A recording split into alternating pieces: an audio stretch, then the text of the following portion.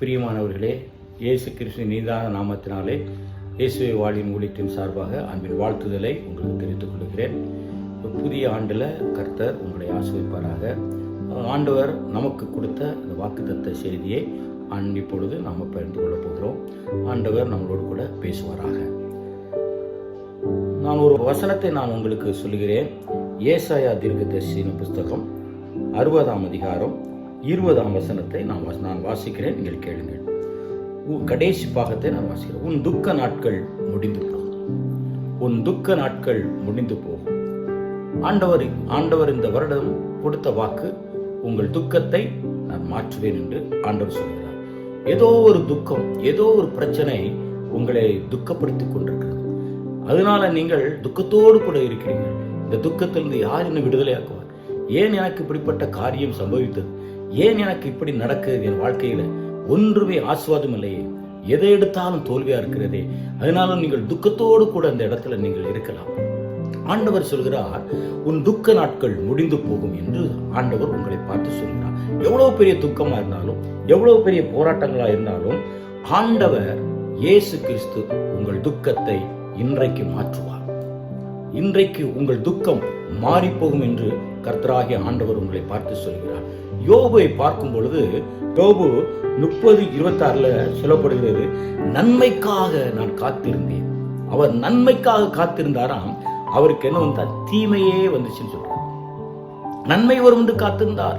இந்த இடத்துல இருந்து எனக்கு நன்மை வரும், என் பிள்ளைகளிடத்திலிருந்து நன்மை வரும், என்னுடைய சொத்துக்கள் இருந்து நன்மை வரும், ஏதோ ஒரு காரியங்கள்ல இருந்து நன்மை எனக்கு வந்து கொண்டிருக்கும் நினைத்தவர் அந்த நன்மைக்காக காத்திருந்தார். அவருக்கு தீமை வந்தது. எல்லாவற்றையும் இழந்தார். அவருடைய சொத்துக்களை இழந்தார், அவருடைய பிள்ளைகளை இழந்தார். எல்லாவற்றையும் இழந்தது மாத்திரமல்ல, அவருடைய சரீரத்துல கொடிய வியாதினால வேதனையோடு கூட குப்பையில படுத்திருக்கிறார். ஓட்டை எடுத்துக்கொண்டு சுரண்டுகிறார். அவருடைய ஸ்கின் எல்லாம் வேதனையோடு ரத்தம் பீரிட்டு வருகிறது. அவ்வளவு வேதனை இருந்தால் அவருக்கு வேதனை. நன்மைக்காக நான் காத்திருந்தேனே, எனக்கு ஏன் தீமை வந்தது என்று புலம்பிக் கொண்டிருக்கிறார். சொல்றாரு, பெரியவர்கள் கூட என்னை பார்த்து வாய் அடைத்துக் கொண்டு போவார், ராஜாக்கள் கூட வாய் அடைத்துக் கொள்வார்களாம், வாலிபர்கள்லாம் எழுந்துருவோம். அப்படிப்பட்ட ஒரு பெரிய மனிதர் அவர். அவ்வளவு ஆனாலும் ஆண்டவருக்குள்ளாக இருந்தார். ஆனால் அவருக்கு வந்தது சோதனை என்னவென்றால் துக்கம். ஐயோ, நான் நன்மைக்கு காத்திருந்தேன், எனக்கு தீமை வந்தது என்று புலம்புகிறார். அதே போல உங்களுக்கும் நீங்களும் நினைக்கலாம், ஐயா எனக்கு நன்மை வரும் இருந்தேனே, போன வருடம் முழுவதும் எனக்கு இப்படிப்பட்ட தீங்கை நான் பார்த்திருக்கிறேனே, இப்படிப்பட்ட உபத்திரவங்களுக்கு வந்திருக்கிறது என்று கலங்கி தவித்துக் கொண்டு நீங்கள் இருந்திருக்கலாம். ஆண்டவர் சொல்கிறார், உங்கள் துக்கம் சந்தோஷமாய் மாறும். வேதம் சொல்கிற உங்கள் துக்கம் சந்தோஷமா மாறும், உங்கள் சஞ்சலமும் தவிப்பும் நீங்கி போகும் என்று வேதம் சொல்கிறது. அதன்படி ஆண்டவர் உங்க நாட்கள் முடிய பண்ண போகிறார். இன்றைக்கு நீங்கள் துக்கத்தோடு கூட இருக்கலாம். தேவன் இயேசு கிறிஸ்து உங்களுடைய துக்கத்தை மாற்ற வல்லமை உள்ளவராய் இருக்கிறார். அல்லேலூயா. நான் நன்மைக்காக காத்திருந்தே, எனக்கு தீமையே வந்தது. நீங்கள் நன்மைக்கு காத்திருந்திருக்கலாம், தீமை வந்திருக்கலாம். ஆண்டவர் உங்கள் தீமையை நன்மையா மாற்றுவார். யோபுவுக்கு எல்லாவற்றையும் இழந்த பொழுதும் யோபு முன்னிலைமை விடையும் அவருடைய பின்னிலைமையை மீண்டும் ஆசீர்வதித்து உயர்த்தினார். அதே போல உங்களுக்கு இதுவரைக்கும் நீங்கள் ஆசீர்வாதமா இருந்தோம், இப்பொழுது இப்படி ஆயிட்டேன்னு நினைக்கலாம். அதை காட்டிலும் இனி வரக்கூடிய நாட்கள்ல உங்களை ஆண்டவர் ஆசீர்வதித்து உயர்த்த போகிறார். பாருங்க, ஏசாயா 38:17 சொல்லப்படுகிறது, சமாதானத்திற்காக காத்திருந்தேன், கசப்பே எனக்கு வந்தது என்று யார் சொல்லுகிறார்? சமாதானத்துக்கு பதிலாக கசப்பு எனக்கு வந்தது என்று எசேக்கியா சொல்கிறார். எசேக்கியா ராஜா ஒரு வியாதிப்பட்டு, அவர் கொடிய வியாதினால பாதிக்கப்பட்டிருக்கிறார். அவர் சொல்றார், ஒரு மனிதன் நீர் செத்து போவீரியா, உன் வீட்டின் காரியத்தை ஒழுங்கு பண்ணுன்னு சொல்றார். அப்பொழுதுதான் அழுகிறார், ஆண்டவரே நீர் எனக்கு உதவி செய்யுங்கன்னு சொல்லி, நான் உமக்கு முன்பாக உத்தமனாகும் நல்லவனாக இருந்தவர், ஆண்டவருக்கு தேவனுக்கு ஓர்ந்த மாதிரி காரியங்களை செய்து கொண்டிருந்த மனிதன். அதை நினைத்து ஆண்டவர்கிட்ட சொல்றார். ஆண்டவர் சொல்கிறார், அடுத்த நிமிடம் சொல்றார், அவனுடைய ஜெபத்தை, கண்ணீர் விட்டு ஜெபித்த ஜெபத்தை கேட்டு ஆண்டவர் அவருக்கு உதவி செய்கிறார். அவருடைய வியாதியிலிருந்து விடுதலை. வியாதி கேன்சர்னு சொல்றாங்க. வேத வல்லுநர்கள் சொல்றாங்க, ஒரு கேன்சர் வியாதி, பிளட் கேன்சர், சதை கேன்சர் சொல்றாங்க. அப்படிப்பட்ட வியாதியை ஆண்டவர் சுகமாக்கினார். இன்றைக்கு உங்களுடைய வியாதி எவ்வளவு பெரிய வியாதியா இருந்தாலும் கிறிஸ்து இயேசு உங்களுக்கு விடுதலை கொடுக்க போகிறார், விடுதலை கொடுக்க போகிறார். ஒரு சகோதரன், 14 வயசு சகோதரன், அவங்க தாயார் என்னிடத்துல ஒரு நாள் ஜெபிக்க வந்தார்கள். அப்போ அந்த தம்பி வரவில்லை. நான் அவர்களுக்காக ஜெபம் பண்ண, அந்த தம்பி தூரத்தில் இருந்தாங்க, கன்னியாகுமரி மாவட்டம். அப்போ நான் ஜெபம் பண்ணி ஆண்டவர் சுகமாக்கிட்டார். விசுவாசமா போங்க. எவ்வளோ அந்த கட்டி மார்புல, வலது மார்புல ஒரு கட்டி இருந்துச்சு, ஒரு கோலிக்கா பெருசில். அப்போ நான் சொல்லிவிட்டேன், நீங்கள் ஆண்டவர் சுகமாக்கிட்டாரு, செக் பண்ணி பாருங்கன்னு சொல்லிட்டேன். விசுவாசத்தோடு போனாங்க. அவங்க நைட்டில் ஆயிட்டு இந்த பையன் தம்பிகிட்ட பேசுவதற்கு மறந்துட்டாங்க, சொல்லுவதற்கு மறந்துட்டாங்க. மறுநாள் ஞாயிற்றுக்கிழமை பிஸியா சர்ச்சுக்கு போகணும், 8 மணிக்கு சர்ச்சுக்கு போயிட்டாங்க. ஒன்றும் இல்லை, மத்தியானம் சாப்பிட்டாங்க. தம்பி நான் விளையாட போகிறேம்மான்னு சொல்லிட்டு அவங்க அம்மாட்ட சொன்னான். அப்போ தான் ஞாபகம் வந்துச்சு, அந்த ஊழியக்காரர் சொன்னாரே அந்த கட்டி சோமா இருக்கு பாருங்கன்னு சொன்னாங்களே, கட்டியிருக்காடி பாரியான்னு சொன்னோன்னே அந்த தம்பி என்ன சொன்னான்னு தெரியுமா, அதெல்லாம் இருக்குமா அப்படின்னு சொல்லிட்டு விளையாட போயிட்டான். விளையாண்டுட்டு 6 மணி ஆயிடுச்சு, இருட்டாயிடுச்சு.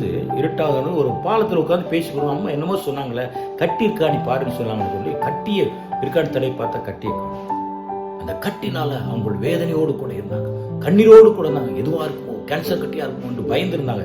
இயேசு ஒரு நொடிப்பொழுதுல சுகமாக்கி விட்டார். உங்களுடைய வியாதியும் ஆண்டவராய் இயேசு கிறிஸ்து சுகமாக்க வல்லமையாளர் இருக்கிறார். அடுத்து பாருங்க, 1 சாமுவேல் 1ஆம் அதிகாரம் 6ஆம் வசனத்தை நான் வாசிக்கிறேன், நீங்கள் கேளுங்கள். கர்த்தர் அவள் கர்ப்பத்தை அடைத்தபடினால் அவளுடைய சக்களத்தி அவள் துக்கப்படும்படியான காரியங்களை மிகவும் விசனப்படுத்துவாள். அன்னாளின் கர்ப்பம் அடைக்கப்பட்டு போனது, கர்ப்பத்தின் கனி இல்லை. அதனால் அவளுக்கு கண்ணீர், அவருடைய சக்களத்தை ஒவ்வொரு நாளும் வேதனைப்படுத்துவாள். நீ ஒரு குழந்தை இல்லாதவள், நீ ஒரு மேடி, அப்படி எல்லாம் பயங்கரமாக அவளை வேதனைப்படுத்தினார்கள். வேதனை தாங்க முடியாதபடிக்கு ஆண்டவருடைய சமூகத்துல அன்னாள் வந்து நிற்கிறார். என்ன செய்வதென்று, எப்படியாவது எனக்கு ஒரு குழந்தை வேண்டும், என்னுடைய துக்கம் மாற வேண்டும், எனக்கு சந்தோஷம் வர வேண்டும், இவங்க இடத்து என்னை அற்பமாக பார்க்கிற, அற்பமாக பேசுகிற இவர்களுக்கு மத்தியில என்னை ஆண்டவர் ஆசீர்வதிக்க வேண்டும் என்று சொல்லி அன்னாள் உள்ளத்துல பாரத்தோடு ஏற்றுக்கொண்டு ஆலயத்திற்கு வருகிறார்கள். எத்தனையோ முறை ஆலயத்திற்கு வந்தார்கள். ஆனால் அவர்கள் அதற்கு குறித்த காரியத்துக்கு அவங்க ஜெபிக்கவில்லை. அன்றைக்கு வந்து தன்னுடைய இருதயத்தில் உள்ள பாரத்தை எல்லாவற்றையும் இயேசுவிடம் தேவனிடத்தில் ஒப்பு கொடுத்துட்டாங்க. ஆண்டவரே, எனக்கு ஒரு குழந்தை நீங்கள் தாங்க ஆண்டவரே, குறிப்பாக்கங்கிற ஒரு ஆண் குழந்தையை தாங்க ஆண்டவர்னு சொல்லி ஆண்டவருடைய ஜெபத்தை கேட்கிறார். பாருங்க, ஏலி சொல்லுகிறார், நீ மது குடித்துக் கொண்டிருக்கிறான். இல்ல, மனங்களை சிமுள்ள ஸ்திரீ, நான் என்னுடைய பாரத்தை எல்லாவற்றையும் ஆண்டவர்கிட்ட சொன்னான். அப்போது ஏலி சொல்றார், நீ சமாதானத்தோட போ. அப்படி சமாதானத்தோட போயின்னு சொன்ன உடனே அவளுடைய உள்ளத்தில் துக்கம் மாறினது. அதற்கப்புறம் அவள் துக்கமுகமாய் இருக்கவில்லை. அன்னாளுடைய துக்கத்தை தேவன் மாற்றினார். அவளுக்கு ஒரு ஆண் குழந்தையை கொடுத்து அவள் துக்கத்தை மாற்றினார். அதே போல் நீங்கள் குழந்தை பாக்கியம் இல்லாதபடி, ஐயோ 30 வருடம் குழந்தை இல்லையே, 5 வருடம் குழந்தை இல்லையே, 1 வருடம் ஆயும் எனக்கு குழந்தை இல்லை என்று சொல்லி அங்காய்க்கு கொண்டிருக்கலாம். ஆண்டவரிடத்தில் பாதத்துல உங்களுடைய இருதயத்தில் உள்ள எல்லா பாரத்தையும் ஊற்றி விடுங்க. சிலர் போவாங்க, ஜெபம் பண்ணுவாங்க, அப்படியே எப்படி ஜெபம் பண்ணாங்களோ ஜெபம் பண்ணிட்டு வரும்போது பழபடியும் அதே துக்கத்தில் ஆண்டவருடைய சமூகத்தில் அப்படியே படைத்து, ஆண்டவரே, நீர் என் துக்கத்தை மாற்றுவதற்கு வல்லமை உள்ளவர், என் துக்கம் இப்படியாவது மாற வேண்டும் ஆண்டவர் என்று சொல்லி நீங்கள் சொல்லும் பொழுது ஆண்டவர் உங்களுடைய துக்கத்தை சந்தோஷமாக மாற்றுவார். அன்னாளின் துக்கத்தை மாற்றினவர். குழந்தை பாக்கியம் இல்லாமல் நீங்கள் இருக்கலாம், ஆண்டவர் உங்களுக்கு குழந்தை பாக்கியத்தை கொடுப்பார். ஒரு 35 வருடத்துக்கு முன்பாக ஆழ்வார் திருநகரி என்கிற இடத்திற்கு நான் டிராக்ஸ் ஊழியத்திற்கு நான் போனோம். அப்பொழுது டிராக்ஸ் கொடுத்து கொண்டிருக்கும் பொழுது ஒரு சகோதரி, ஒரு 2 வீட்டு 3 வீட்டுக்கு அங்கே தள்ளி இருந்து ஒரு சகோதரி கூப்பிட்டாங்க வாங்கன்னு சொல்லி. நான் கொடுத்துட்டு போய் பார்த்தேன். என்னம்மான்னு சொன்னேன். பெரிய பொட்டு வச்சிருக்கிறாங்க, பிராமின். நானும் கிறிஸ்தவான்னு சொன்னாங்க. எப்படிமா கிறிஸ்தவன்னு சொல்லி கேட்கும் பொழுது அவருடைய சாட்சி சொன்னாங்க. ஐயா, எனக்கு திருமணமானது, எனக்கு குழந்தை பாக்கியம் இருக்குன்னு நினைத்து அவங்களுக்கு வயிறு பெரிதானது, ஆஸ்பத்திரி போனா அப்போ ஸ்கேன் கிடையாது, எக்ஸ்ரே பண்ணும் பொழுது கர்ப்ப பைக்குள்ள கேன்சர் கட்டி இருக்கிறது அப்படின்னு சொன்ன உடனே வேதனையோடு கூட இருந்தாங்க. அந்த கேன்சர் கட்டி எடுக்கலன்னு சொன்னா கர்ப்ப பையோடு எடுத்து விட வேண்டும், இல்லைன்னா ஒரு ஆபத்து வரும்னு சொன்னாங்க. அதனால அவங்க கர்ப்ப பையோட கேன்சர் எடுத்துட்டாங்கய்யா. அதுக்கு குழந்தை போய்க்கு வாய்ப்பு இல்லை.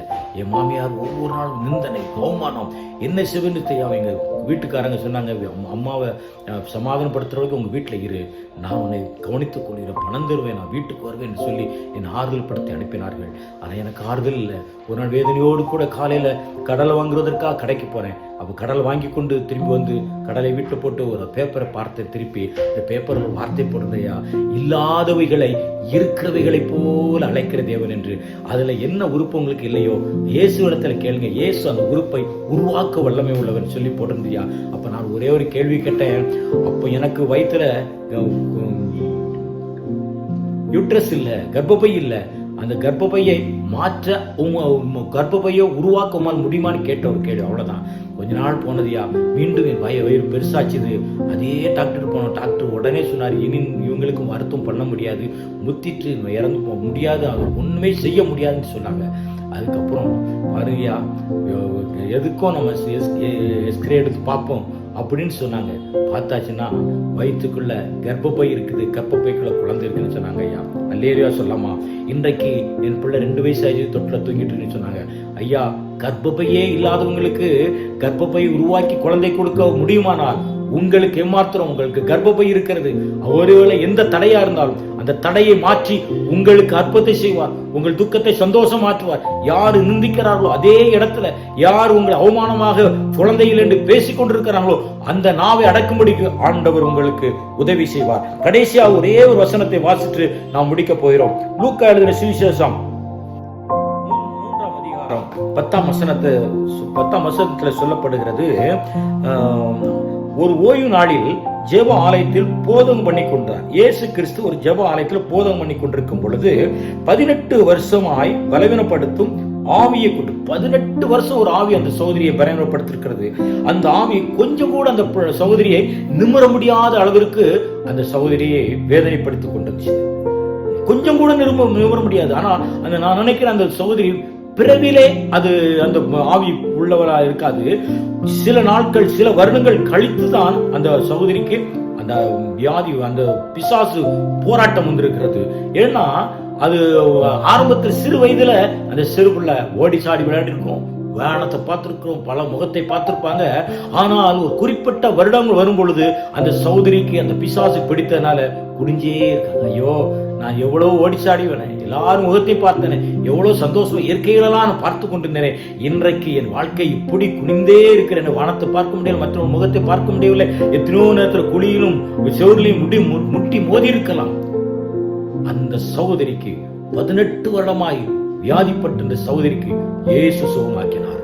இயேசு கிறிஸ்துவர் சுகமாக்கினார். இயேசு இடத்துல நீங்கள் வரும்பொழுது கிறிஸ்து இயேசு உங்களை விடுதலையாக்குவார். எவ்வளவு பெரிய வியாதியா இருந்தாலும் சரிதான், எவ்வளவு பெரிய பிசாசின் போராட்டங்கள் இருந்தாலும் சரிதான், உங்களை ஆண்டவர் விடுதலையாக்கி உங்கள் துக்கம் சந்தோஷமாய் மாறும். உங்கள் துக்க நாட்கள் முடிந்து போகும். ஆண்டவர் கொடுத்த வாக்குத்தத்தம், இந்த இத்தனை போன வருடம் வரைக்கும் நீங்கள் துக்க முகத்தோடு கூட போராட்டத்தோடு கூட இருக்கலாம். ஆண்டவர் இன்றைக்கு உங்களுக்கு வாக்கு கொடுக்கிறார், உங்கள் துக்கம் மாறும், உங்கள் துக்கம் மாறும் என்று ஆண்டவர் சொல்லுகிறார். இனி நீங்கள் துக்கம் இருப்பதில்லை, உங்கள் துக்கத்தை சந்தோஷம் மாற்றுவார், உங்கள் சஞ்சலந்தோப்பு நீங்கி போகும். ஆண்டவரிடத்தில் வாருங்கள். இயேசு கிறிஸ்துவனை தவிர வேற எங்க போனால் விடுதலை கிடைக்காது, சமாதானம் கிடைக்காது, சந்தோஷம் கிடைக்காது. இயேசு இடத்தில் வாருங்கள், இயேசு உங்களுக்கு விடுதலை கொடுப்பார். அப்படியே இருந்த இடத்துல நீங்க கண்களை மூடி ஜெபம் பண்ணுங்கள். நான் உங்களுக்காக நான் ஜெபிக்கிறேன். நல்ல பிதாவே, உமக்கு நன்றி செலுத்துறோம்ப்பா, உமக்கு சோத்திரம். இதை கேட்டுக்கொண்டிருக்கிற ஒவ்வொரு பிள்ளைகளுக்காக நாங்கள் ஜெபிக்கிறப்பா. ஒவ்வொருவரையும் நீர் ஆசீர்வதிங்க ஆண்டவரே. அவருடைய குடும்பங்களை நீர் ஆசீர்வதிங்க ஆண்டவரே. ஆண்டவரே, நீர் அற்புதத்தை செய்வீராக. யோபுக்கு ஆண்டவர் இருந்ததை காட்டிலும் 2 மடங்காக நீர் ஆசீர்வதித்த தேவன் நீரல்லவா தகப்பனே. அவனுடைய சரீரம் எல்லாம் வேதனை ஆண்டவரே, சொத்துக்கள் எழிந்தது, பிள்ளைகள் எழிந்தார்கள் ஆண்டவரே. ஆண்டவரே, நன்மைக்கு காத்திருந்த தீமை வந்தது என்று சொன்னாங்க ஆண்டவரே. அதே போல உடைய பிள்ளைகள் எனக்கு இந்த இடத்துல நன்மை வரும், இந்த இடத்துல எனக்கு ஆசீர்வாதம் வரும் என்று சொல்லி காத்திருந்த அந்த இடத்துல ஆண்டவரே, ஆண்டவரே, ஆண்டவரே, நன்மைக்காக காத்திருந்த அவர்களுக்கு தீமை வந்தது ஆண்டவரே. ஆண்டவரே, இன்றைக்கு நான் அவர்களுக்காக நான் ஜெபிக்கிறேன் ஆண்டவரே. இவருடைய துக்கத்தை நீர் மாற்றுவீராக, இவருடைய துக்கத்தை நீர் மாற்றுவீராக. நன்மைக்காக காத்திருந்த பிள்ளைகளுக்கு நன்மை கூடி வரும்படிக்கு நான் ஜெபிக்கிறேன் சுவாமி. ஆண்டவரே, யார் யார் வேதனையோடு வியாதியோடு கூட இருக்கிறாங்களோ ஆண்டவரே, வியாதிகள் மாறட்டும் ஆண்டவரே. யோபை போல வியாதிகள் ஆண்டவரே, எசேக்கியாவை போல வியாதிகள், கேன்சர் வியாதிகள், தொழுநோய் வியாதிகள் ஆண்டவரே, சரீரத்தில் காணப்படுற பற்கள் எல்லாம் இயேசுவின் நாமத்தால் விலகி போகும்படி கட்டளை கொடுக்கிறேன். இயேசுவின் நாமத்தால இப்பொழுது விடுதலை வருவதாக ஆண்டவரே. இப்பொழுது ஒவ்வொரு வீட்டுக்குள்ளும் கேட்டுக்கொண்டிருக்கிற ஒவ்வொரு உள்ளத்துக்குள்ளும் உம்முடைய வல்லமை இறங்கி அவர்களுக்கு இருக்கிற வியாதிகள் கட்டுகள் செறிப்படுவதாக சுகத்தை கொடுங்க அப்படின்னு ஆசீர்வதிக்கிறதுக்கு நன்றி ஆண்டவரே. தகப்பனே, அன்னாளுக்கு அற்புதத்தை செய்த தேவன் நீர் அல்லவா. தகப்பனே, குழந்தை பாக்கியம் இல்லாத சகோதரர்களுக்கு சகோதரிக்கு ஆண்டவரே நீர் அற்புதத்தை நீர் செய்வீராக. அன்பான சகோதரிக்கு ஆண்டவரே நீர் அற்புதத்தை செய்வீராக. ஒரு திருமணமாகி 1 வருடம் ஆகி எனக்கு குழந்தை பாக்கியம் இல்லையே, 10 வருடம் ஆயிற்று, 30 வருடம் ஆயிற்று, எனக்கு குழந்தை பாக்கியம் இல்லை என்று சொல்லிக் கொண்டிருக்கிற ஒவ்வொருவருக்கும் நீர் அற்புதத்தை நீர் செய்து முடியாது வைக்கிறப்பா. தேவனே, நீர் அற்புதத்தை செய்வீராக ஆண்டவரே. அன்றைக்கு ஆண்டவரே எங்கள் தாயார் ஆண்டவரே சாராளுக்கு அற்புதத்தை செய்த தேவன் ஆண்டவரே, இப்பொழுது ஆண்டவரே அப்படிப்பட்டவர்களுக்கு நீர் அற்புதத்தை செய்வீராக ஆண்டவரே. 90 வருஷம் ஆன ஆண்டவரே சாராளமாக அற்புதத்தை செய்த தேவன் நீர் ஆண்டவரே. ஆண்டவரே, கற்பத்தின் இல்லாத சகோதரிகளுக்கு அற்புதத்தை செய்வீராக ஆண்டவரே. அற்புதத்தை செய்யுங்க ஆண்டவரே. கணவனுக்கு பலவீனத்தோடு இருந்தா பலவீனங்கள் நீங்கட்டும், சாப கட்டுகள் நீங்கட்டும் ஆண்டவரே. அற்புதத்தை செய்கிறதுக்காக நன்றி செலுத்துகிறேன். உடைய கரத்தில் அர்ப்பணிக்கிறேன், பொறுப்படுத்திக் கொள்ளும் ஆண்டவரே. ஆண்டவரே, 18 வருடம் கூனி ஆண்டவரே பிசாசு ஆண்டவரே பிசாசு குடியோடு இருக்கிறவர்களுக்கு நீர் இன்றைக்கு நீர் அற்புதத்தை செய்வீராக ஆண்டவரே. ஒரு அற்புதம் நடக்கட்டும் ஆண்டவரே. எல்லா பிசாசுடைய கிரியைகளும் இப்பொழுது ஆண்டவர் சரீரத்தை வெளியில போன்று கண்டை கொடுக்கிறேன். இயேசு கிறிஸ்து இயேசு எனக்கு கொடுத்த அதிகாரத்தின்படி நான் ஜெபிக்கிறேன் ஆண்டவரே. கொல்லாத ஆவியே அந்த குடும்பத்தை விட்டு, அந்த மகளை விட்டு, மகனை விட்டு வெளியே போன்று கண்டை கொடுக்கிறேன். இயேசுவின் நாமத்தில் வெளியில போ. நீர் விடுதலை கொடுத்து விட்டதுக்காக ஸ்தோத்திரம். உடைய கருத்தில் அர்ப்பணிக்கிறோம். நீர் பொறுப்படுத்திக் கொள்ளும். உங்கள் துக்க நாட்கள் முடிந்து போகும். அந்த வேத வசனத்தின்படி ஆண்டவரே, ஏசாயா 60:20 படி, ஏசாயா 60:20 படி உடைய துக்கம் ஆண்டவரே மாறி போகிறதற்காக நன்றி செலுத்துகிறேன். இயேசு கிறிஸ்து நாமத்தினாலே ஜெபிக்கிறோம் ஜீவனும் பரிசுத்த நல்ல பிதாவே.